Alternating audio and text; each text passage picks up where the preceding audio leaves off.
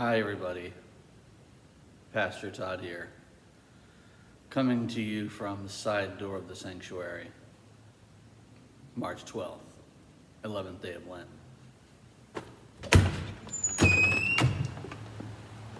Snowing again.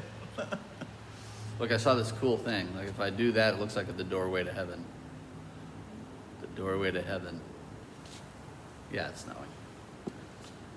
So, it's snowing, but I'm happy to be with you virtually here to give you some inspiration for your Lenten journey.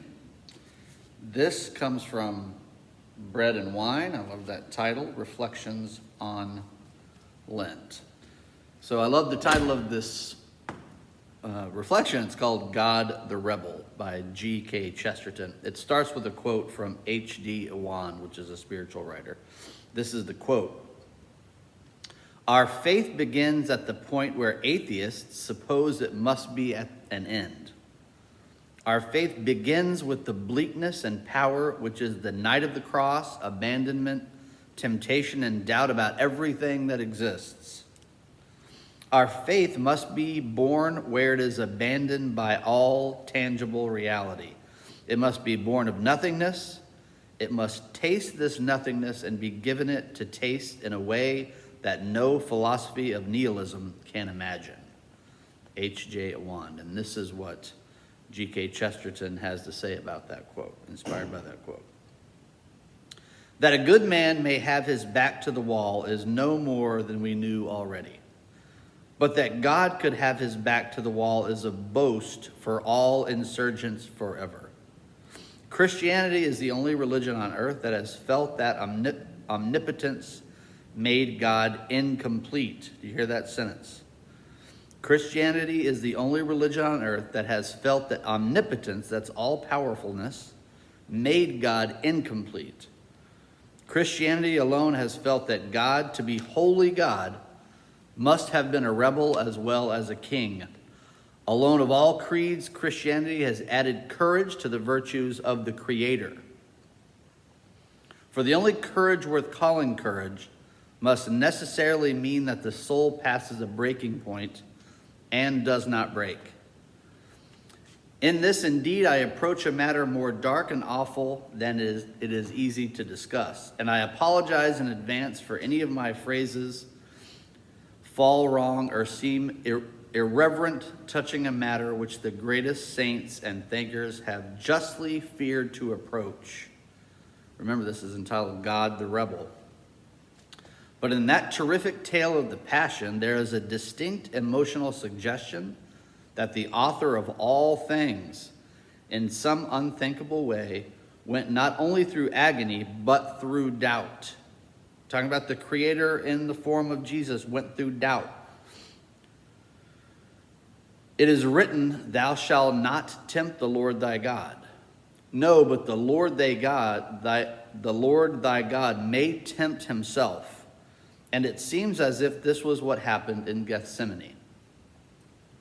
In a garden, Satan tempted man, and in a garden, God tempted God. He passed in some superhuman manner through our human horror of pessimism. When the world shook and the sun was wiped out of heaven, it was not at the crucifixion, but at the cry from the cross, the cry which confessed that God was forsaken of God. And now let the revolutionists of this age choose a creed from all the creeds and a God from all the gods of the world, carefully weighing all the gods of inevitable recurrence and of unalterable power. They will not find another God who has himself been in revolt. Nay, the matter grows too difficult for human speech, but let the atheists themselves choose a God. They will find only one divinity who ever uttered their own isolation, only one religion in which God seemed for an instant to be an atheist.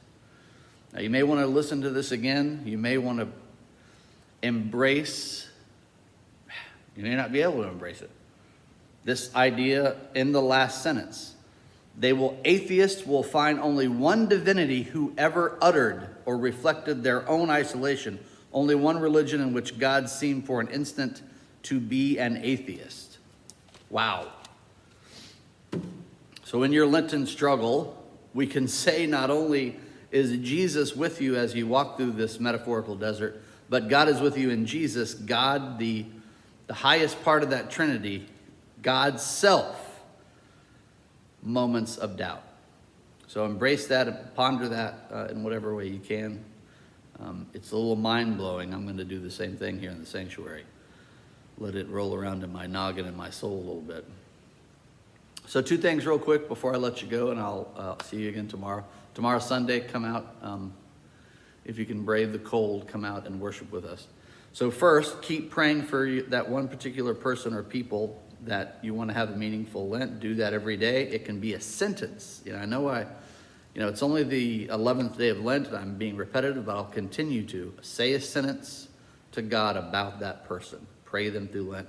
And second, 1 week from today, I'm jumping in an ice-cold lake to raise money for My Friend Abby. It's an organization founded at Trumbull High that is about the business of teen suicide prevention and teen mental health awareness.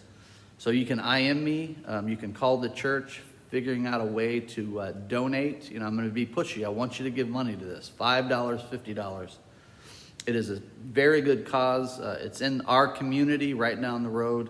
And I'm telling you, as a father and a pastor in the area, teen, adolescent mental health is low and troublesome and dangerous right now. Consider the world that they're in. So, back to some silliness that can help, take the edge off the seriousness of this situation and the focus of My Friend Abby. If I raise $1,000, I'm going to cut this. See this receding hairline? I'm going to cut it into a green mohawk. Woo! It's for a great cause. Give some money. You can text me if you've got my number. Figure out a way to get some money. Let me know, even if you go to the My Friend Abby website, let me know that it was donated, and I'll add it to the total, and hopefully we'll get up to 1,000. Because I think everyone that knows me knows that I want to cut my hair into a mohawk. But I'm not going to do it unless I get that money. I'm not going to break the rules. God bless you guys. I'll see you tomorrow.